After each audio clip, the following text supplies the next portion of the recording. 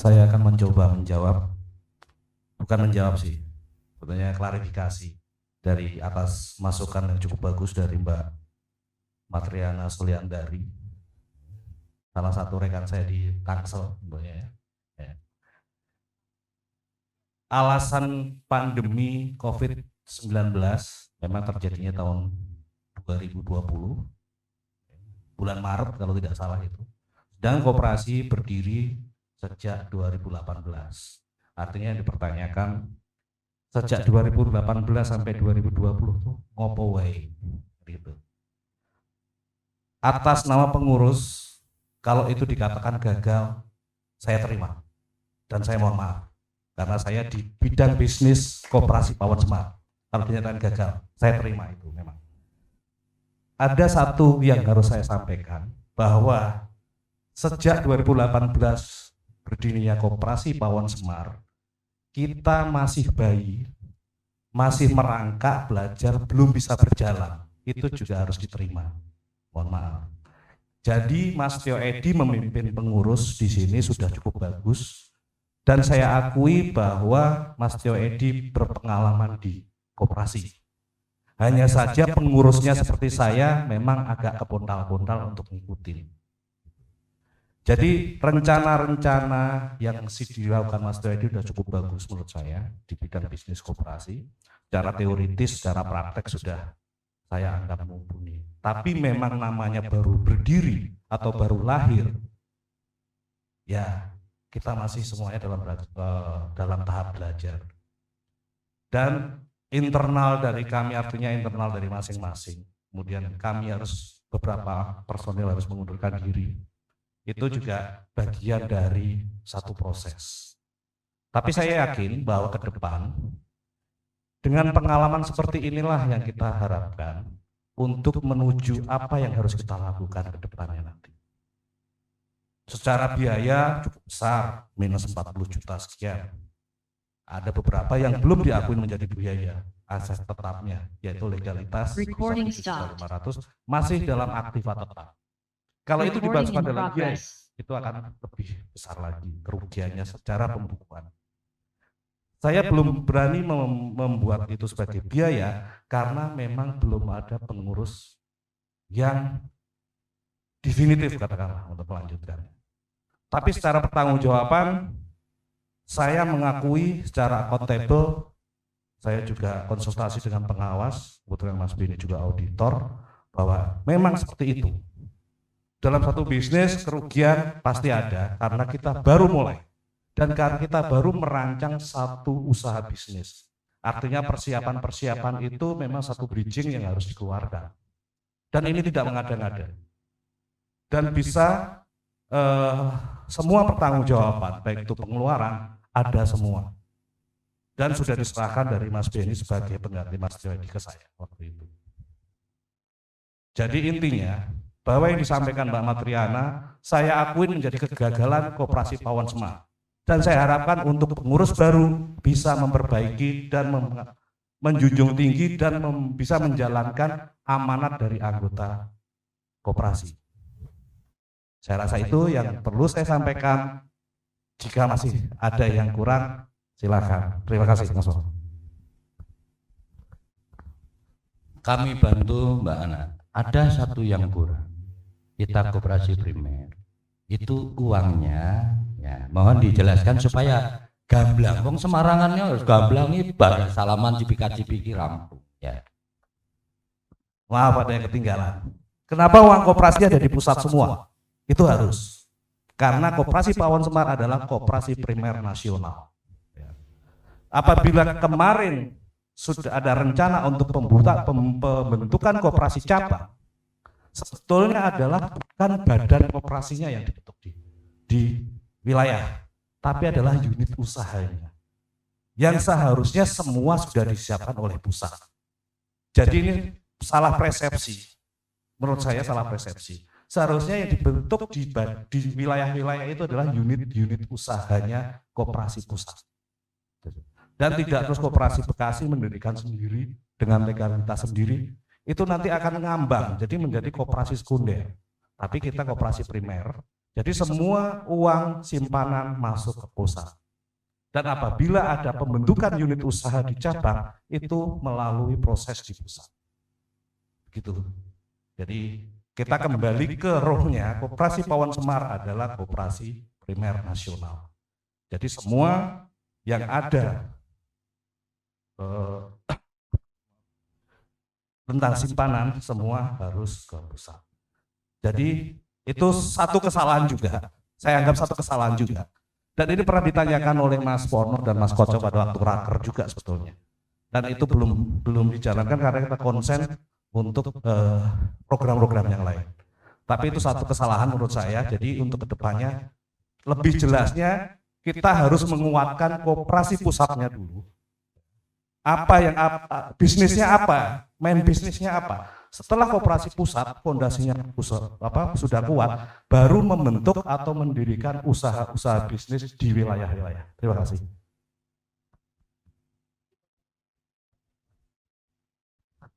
Cukup mudah-mudahan Mbak Ana mencapai pemahaman dan kepuasan, karena ada hal yang apa yang telah disampaikan telah terjawab. Kalau soal untuk nanti kesempurnaan, tapi saya paham yang disampaikan Mbak Ana dengan berbagai pemahaman yang ada. Beliau tidak memasalahkan atas kejadian-kejadian kerugian di masa yang lalu, sepanjang diakui kesalahannya, gitu ya Mbak Ana dianggap. Alhamdulillah. Artinya dalam suatu konteks pertemuan rapat anggota ini sudah ada satu anggota dan yang mewakili itu bisa mengesahkan dan juga sudah diakui kesalahannya. Hanya untuk yang kedua, mungkin karena sedikit beda persepsi dan sebagainya, untuk terkait dengan aktivitas keuangan, saya sebagai pimpinan rapat definitif sedikit memiliki pengalaman. Jika koperasi primer itu memang alur keuangan, alur data keanggotaan, alur kebijakan memang bersumbernya dari koperasi pusat. Artinya koperasi primer itu. Sedangkan unit-unit yang ada di daerah lebih mengarah kepada unit operasional, bukan badan hukum cabang. Nah ini tentunya dengan berbagai alasan ini ada tindakan lebih lanjut nanti jika ada masukan dan sebagainya. Untuk suatu perubahan anggaran dasar dan anggaran rumah tangga, silahkan dikirimkan masuk, namun sesi pembahasannya tidak pada hari ini, bisa dilakukan dalam waktu lain yang lebih tepat. Begitu Mbak Matriana, kesempatan pertama. Kemudian kita berikan kesempatan kedua. Monggo Ibu Ida, waktu dan tempat kami persilakan.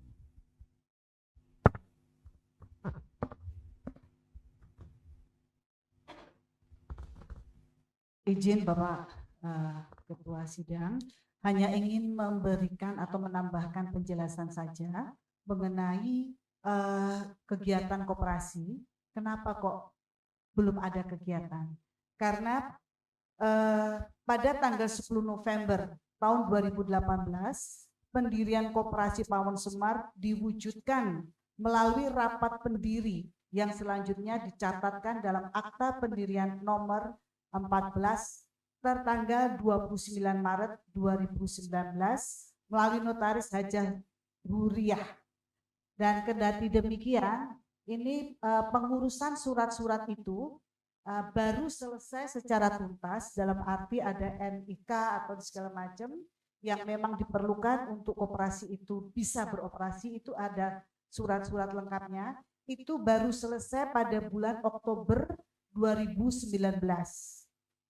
Dan setelah itu mulai bulan Maret ini memang Mas Setio Edi sudah membuat rencana-rencana, namun pada tanggal bulan Maret itu sudah mulai memasuki masa pandemi dan masuk PPKM.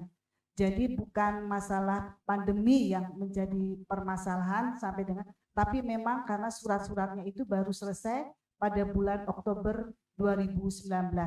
Dan setelah itu Mas Setio Edi sudah mulai beroperasi. Ya, terima kasih Pak Ketua.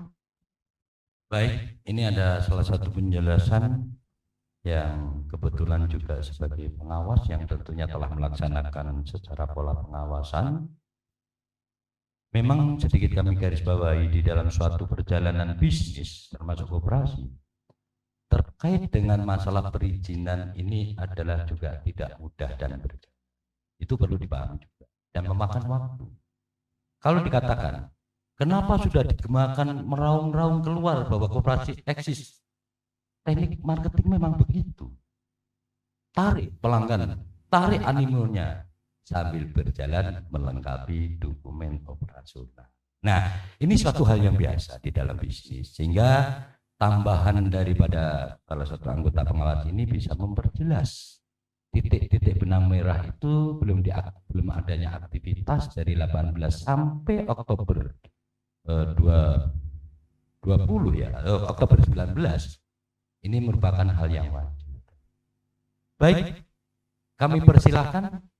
Kalau tidak, segera saya duduk palu untuk pengesahan. Baik, terima kasih kepada tim yang membantu supaya diberikan kesempatan mic-nya. Siap. Saya sudah melihat Bapak. Terima kasih Ketua Sidang. Saya Sofian dari Jakarta Selatan, mewakili teman-teman koperasi Jakarta Selatan.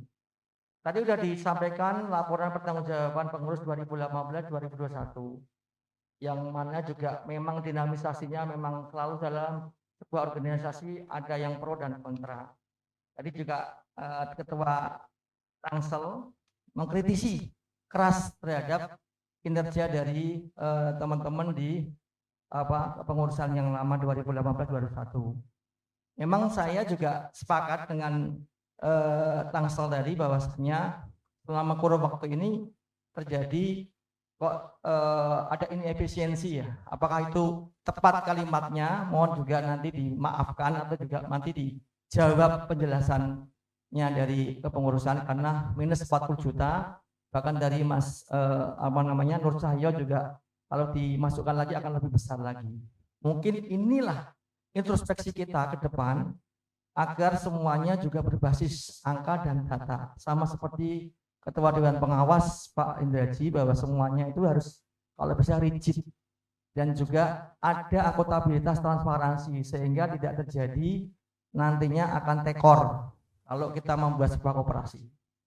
Lalu kemudian mengenai redefinisi tadi bahwasanya ada Tangsel sudah sukses, makanya saya juga tidak, mohon maaf kalau saya awam, tapi saya mengikuti usaha-usaha dari teman-teman dari daerah atau di DPW, seperti Tangsel itu ngadain Warkendok, saya pikir itu adalah programnya pusat, ternyata adalah dari Tangsel, dan katanya beliau sudah mendapatkan cuan. Ya, cuannya itu entah, saya tidak tahu, tapi sudah juga disampaikan ke pusat. Itu juga menjadi kritisi atau katakanlah evaluasi supaya bisa diperjelas, terutama juga nanti kepengurusan yang akan datang maupun juga peran dari pengawas. Sebetulnya keberadaan DPW itu sebagai apa? Sebagai katakanlah mereka punya otoritas untuk bisa katakanlah meng-create kemampuan, potensi, kemudian opportunity dari teman-teman di masing-masing anggota, apakah menjadi unit usaha sehingga harus ada semacam kata ada sharing kepada pusat, itu harus didefinisikan. Ini juga saya sampaikan ketua saya di Jakarta Selatan, nanti juga melaporkan kepada floor di sini bahwasanya pada saat waktu kita pemilihan ketua Jakarta Selatan, Pak Guyuban Wong Semar, itu kita ada sedikit juga bisa melakukan satu kegiatan ekonomi dalam bentuk basar. Lah itu ada sedikit keuntungan.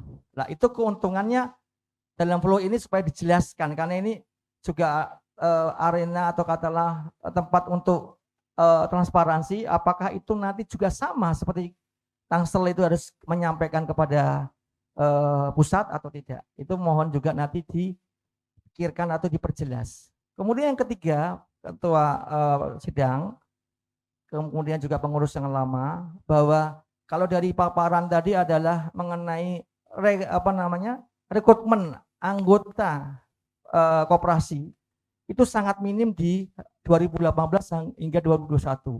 Bagi kita yang sekian banyak potensi orang-orang wong Semarang itu kok tidak sampai besar dampaknya menjadi anggota, misalnya taruh kata 700 atau 1000. Bahkan kan cita-citanya ketua dewan pengawas ini menjadi ekonomi koperasi ini menjadi pilar nasional bahkan dunia. Nah itu bagaimana tanggung jawab atau tugasnya teman-teman yang lama? Apakah di antara kepengurusan yang lama itu juga tidak ada harmonisasi atau komunikasi yang baik? Bahkan tadi sempat juga ada banyak yang mundur. Dan satu lagi mungkin dicatat, kalau pengunduran diri itu bagaimana ya? Apakah itu bisa dipertanggungjawab secara moral? Kalau secara hukum tentu tidak. Tapi mohon ada mekanisme bahwasanya dalam sebuah organisasi kalau kita komitmen, kita itu mencintai organisasi, tentu saja mikir dowo kalau mau mundur. Karena kecuali sakit ya, kecuali yang tidak bisa dihindarkan.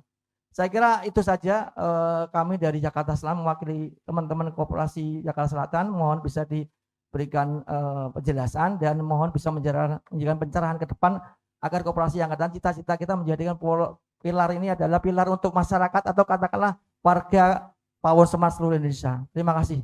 Assalamualaikum warahmatullahi wabarakatuh. Baik, terima kasih Mas Sofyan dari Jakarta Selatan ya. Ada beberapa pertanyaan yang mungkin dicatat oleh pengurus. Dan Mas Sofyan tuh hebat karena yang dipertanyakan pun tentang aktivitas di wilayah Tangsel, artinya dia ringan tangan sampai ke sana mungkin gitu. Sedikit. Interupsi Mas, interupsi. Ya. Saya hanya menanggapi dari Mas Sofyan tadi, mungkin persepsinya agak keliru ya, bahwa ketika kami mengadakan trial, cuan kami tidak dikirim ke pusat, tidak. Ya, trial dilakukan adalah sebagai ukur ombak kemampuan Tangsel dalam menjalankan bisnis koperasi. Betul Mas Wono? Tetapi keuntungan dari trial, kami berhasil merekrut anggota paling banyak seluruh DPW di Jabodetabek. Itu saja. Terima kasih. Itu Mas Sofyan ya. Saya sangat beruntung punya sahabat yang disebut biasanya familiar Mak kan gitu kan. Ternyata ya Mak sungguhan karena melindungi anaknya. Terus kemudian sedikit kami sedikit, termasuk aktivitas warak ngendok, maaf kebetulan saya terlibat. Memang keuntungannya tidak dibawa ke pusat, ke Pak Hen. Karena itu kerugian, jadi nomboi Pak Hen gitu loh. Nah, kalau itu dimasukkan di dalam neraca kerugian, sampai babak belur, betul. Termasuk yang di Tangsel pun, kenapa tidak kami setorkan ke pusat? Karena di situ pun kita praktis adalah BEP. Artinya kita dengan trial itu ya memberanikan diri trial, karena saya yakin tidak bisa dikenakan pasal hukum pelanggaran oleh pusat. Namanya trial, dibubarkan ya selesai, nggak diakui ya nggak apa-apa kan dia. Tapi saya mendapatkan gitu ceritanya. Ini Mae, terima kasih. Itu yang perlu dijawab beberapa ya, yang terkait warak ngenduk saya pikir tidak usah perlu dijawab kan udah saya jelaskan. Oh monggo ya silakan. Terus kemudian ada juga yang terkait mohon dijelaskan rincian dari kerugian itu. Kok Pak Nurcahyo ini nakut-nakuti masih ada lagi tambah banyak kan gitu kan? Mungkin Mas Nurcahyo ini salah melihat, angkanya sudah di-adjust menjadi biaya, dia kelihatannya masih di aset misalnya. Monggo silakan. Ya. Ya nanti biarkan. Terima kasih, tadi udah ada klarifikasi dari Mae juga, jadi biar clear semuanya. Tapi saya akan coba satu-satu karena kebetulan saya terlibat semua Mas Sofyan Agus.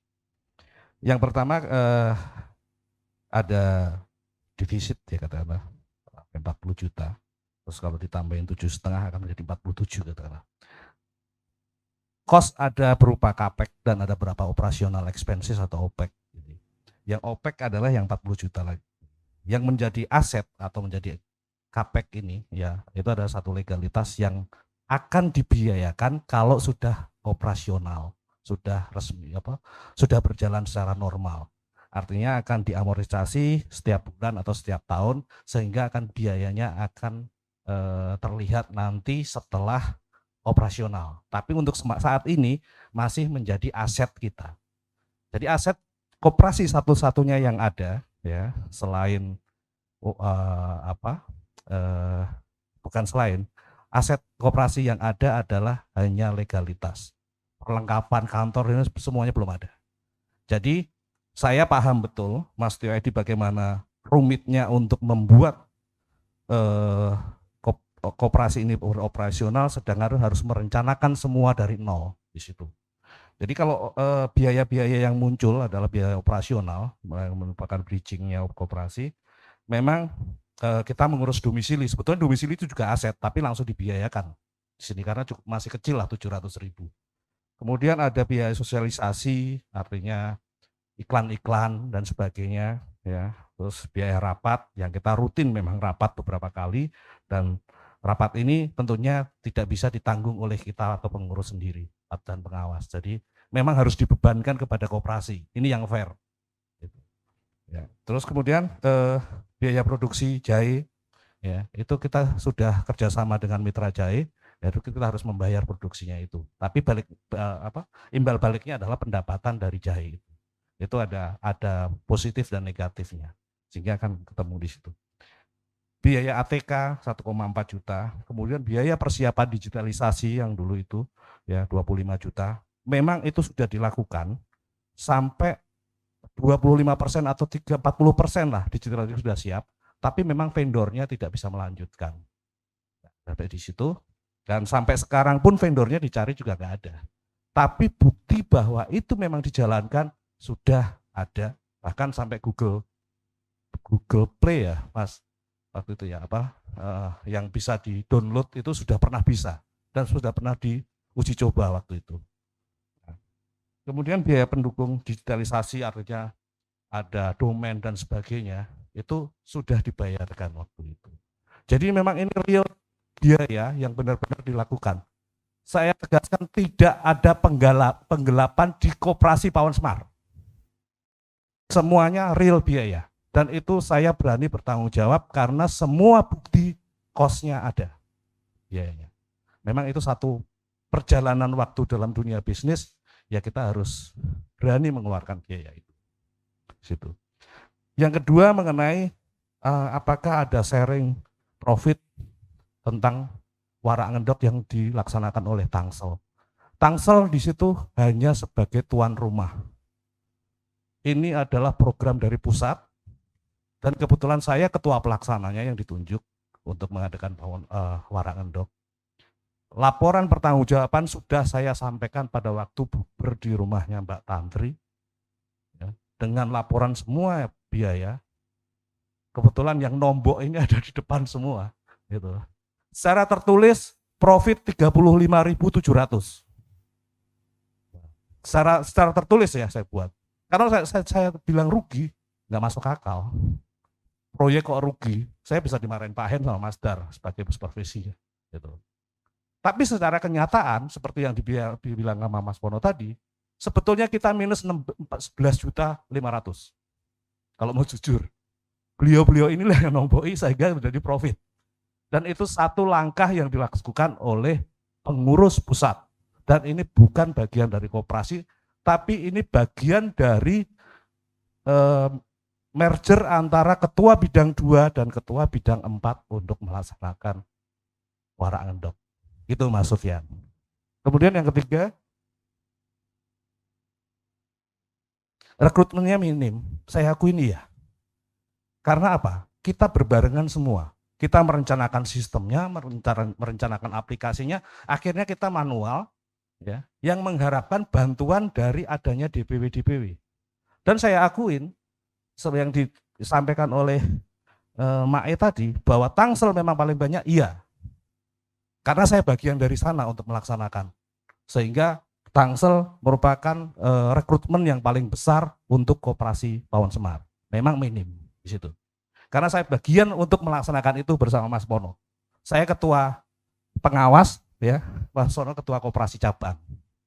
Dan trial pada waktu itu kita yang ngawal ya. Walaupun saya sudah kritik juga ke Mas Pono beberapa. Tapi itu satu bukti bahwa benefitnya yaitu tadi kita bisa rekrut banyak anggota di situ. Tapi secara keseluruhan memang sosialisasi koperasi ini belum merata karena keterbatasan waktu. Kami pengurus, Mas Tio Edi, saya dan teman-teman yang lain, kita memang sudah maraton untuk berkunjung ke DPW-DPW untuk sosialisasi. Ke DPW Depok, Bekasi dan sebagainya. Tapi memang untuk menyampaikan pemahaman koperasi ini tidak cukup mudah.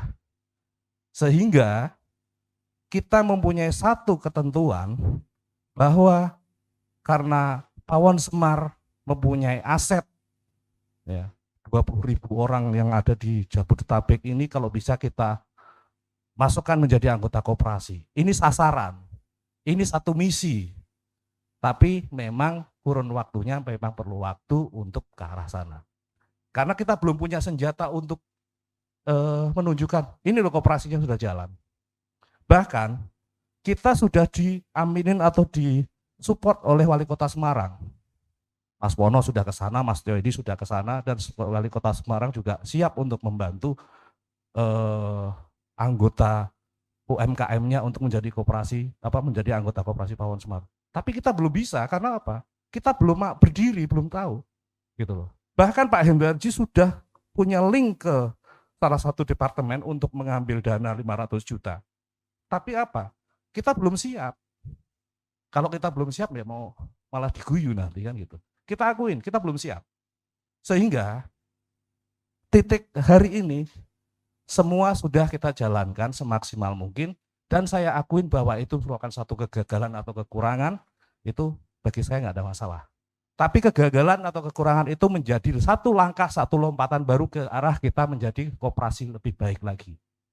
Gitu. Kemudian yang terakhir ya, pengunduran diri. Nah, kita terus terang pengurus ini tidak bisa full time untuk koperasi. Karena kita masih menyusun tadi, kita belum ada pelaksana, artinya pengurus merangkap pelaksana di sini. Jadi pengurus merangkap, ketentuannya juga belum jelas, besarnya SHU antara pengurus dengan anggota juga belum jelas. Jadi pelaksananya ya pengurus sendiri. Artinya dengan keterbatasan waktu, saya juga sibuk, Mbak Oki juga sibuk, Mas Tio Edi sakit di situ ya. Jadi beberapa memang mengundurkan diri. Dan pada saat itu memang kita masih dalam taraf untuk merencanakan program kerja dan anggaran pendapatan dan belanja. Jadi belum ada sampai hari ini. Sampai pada saat itu belum ada. Gitu loh. Jadi kegiatannya sih masih meraba-raba tentunya. Gitu. Jadi pengunduran diri ini merupakan satu dinamika sebetulnya. Tapi pengunduran diri itu adalah pengunduran diri dari pengurus, bukan menjadi anggota koperasi. Saya masih bisa berdiri di sini, Mbak Oki juga di sini, mengundurkan dirinya jadi pengurus. Tapi dari anggota koperasi, saya masih punya hak menjadi anggota koperasi, Mbak Oki masih punya hak sebagai anggota koperasi. Saya kira itu Mas Sofyan Agus, terima kasih atas masukannya. Terima kasih. Baik, waktu berjalan dan begitu gamblang dan terbuka apa yang disampaikan, mudah-mudahan menjadikan kepuasannya Mas Sofyan. Bagaimana? Sudah cukup puas Mas Sofyan? Mohon maaf nanti disambung saja nanti juga. Kalau yang penting buat saya itu adalah tadi dalam rapat ini juga nanti mengagendakan atau kata membahas mengenai pengunduran diri yang saya maksud dari Mas itu menurut saya adalah pengurus. Pengurus. Iya, maksudnya apakah juga nanti juga tentunya dari Dewan Pengawas juga memberi masukan ya. Baik, nanti Kalau pengurus itu mengundurkan diri itu apa sanksi moralnya apa? Supaya tidak menjadi presiden buruk buat semua. Kalau misalnya ya ada semacam melihat kegagalan atau melihat sesuatu yang tidak bisa dilakukan itu nanti ya ujung-ujungnya mundur. Itu kan saya tidak tahu ya bagaimana pakai mekanisme, monggo di dalam forum ini dibicarakan. Terima kasih. baik. Nanti ada pengawasan di bagian pengawas, karena ini nanti saya berikan kesempatan satu lagi, itu Mas Caidu udah ini menjadi 3. Kenapa kok 3 Pak? Ganjil, ya biar nanti yang mengendapkan Allah, jadi semuanya bisa baik-baik saja. Kami persilakan Mas Caidu.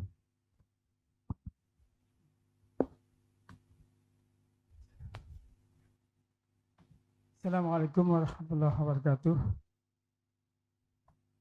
Terima kasih pada pimpinan sidang. Yang terhormat Bapak Ayahanda kita, Pak Hendardi, dan Ibunda kita, Mbak Enong. Dari pagi hingga saat ini saya mengikuti acara rapat ini, saya melihat begitu banyak dinamika yang terjadi. Tapi mungkin mohon maaf kalau saya keliru atau saya salah. Semua yang disampaikan itu pada umumnya hampir sama. Jadi saya berharap ke depannya mohon maaf sekali lagi, saya tidak anti kritik, saya tidak anti masukan. Tetapi marilah kita sebagai anggota Koperasi Pohon Semar memberikan rasa kebanggaan pada koperasi kita ini untuk bangkit. Jangan sedikit-dikit ada sesuatu yang kurang, kita kritik habis-habisan. Tapi bagaimana kita berpikir, yuk kita perbaiki kekurangan-kekurangan, kelemahan-kelemahan. Itu yang sebetulnya kita harapkan seperti itu. Bukannya sekedar mengkritik, tapi tidak ada follow up-nya gitu loh. Saya berharap ke depan kekurangan-kekurangan yang apa yang dilakukan oleh pengurus lama, kita perbaiki sama-sama.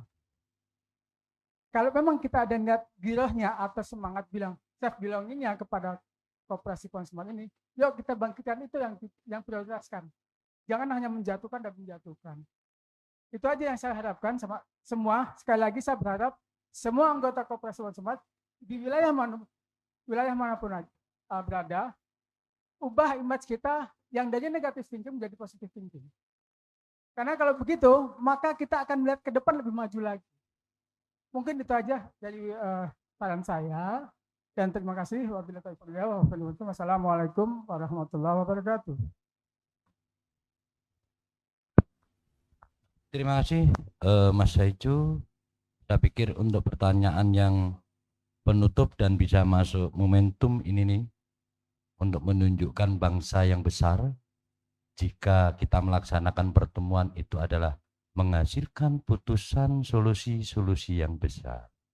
Tapi kalau kita bangsa kerdil, maka kita akan mendapatkan kumpulan masalah-masalah yang besar. Nah, makanya pilihan ada pada kita semua untuk menjadikan kita lebih maju ke depan.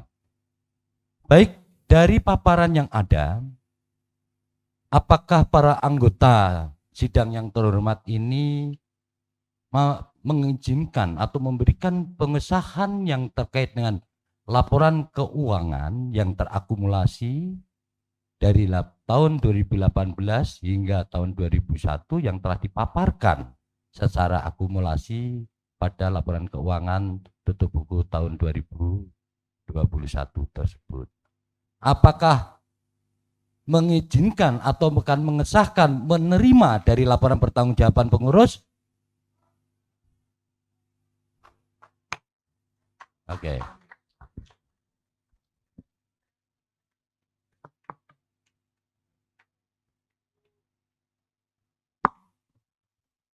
Terima kasih para anggota yang terhormat yang kami cintai.